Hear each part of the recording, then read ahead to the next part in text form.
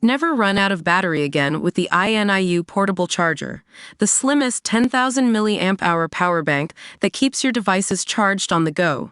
Stay powered up wherever you go. Click the link in the video description to shop now on Amazon. Today we're talking about ESPN's struggles to recreate the magic of their former NBA Finals broadcast team, Mike Breen, Jeff Van Gundy, and Mark Jackson. The trio was known for their chemistry and entertainment value, calling 15 NBA Finals together. But after a change in analysts, things have taken a hit. ESPN brought in new analysts, including Doris Burke and Richard Jefferson, but it's still early days for this team. And as we compare them to the Breen Van Gundy Jackson crew, they just can't seem to live up to expectations.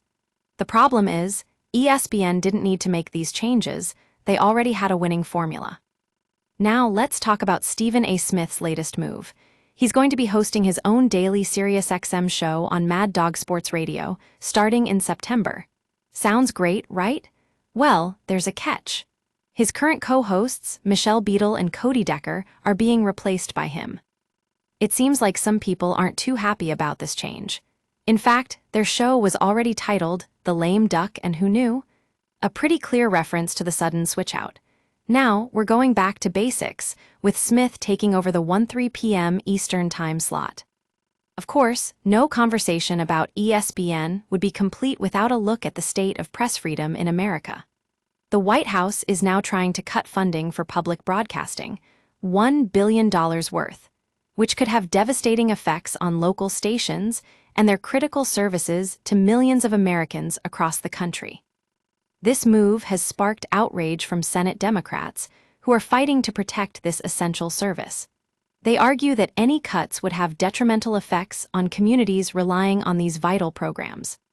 And finally, there's some interesting news about Karine Jean-Pierre's book announcement.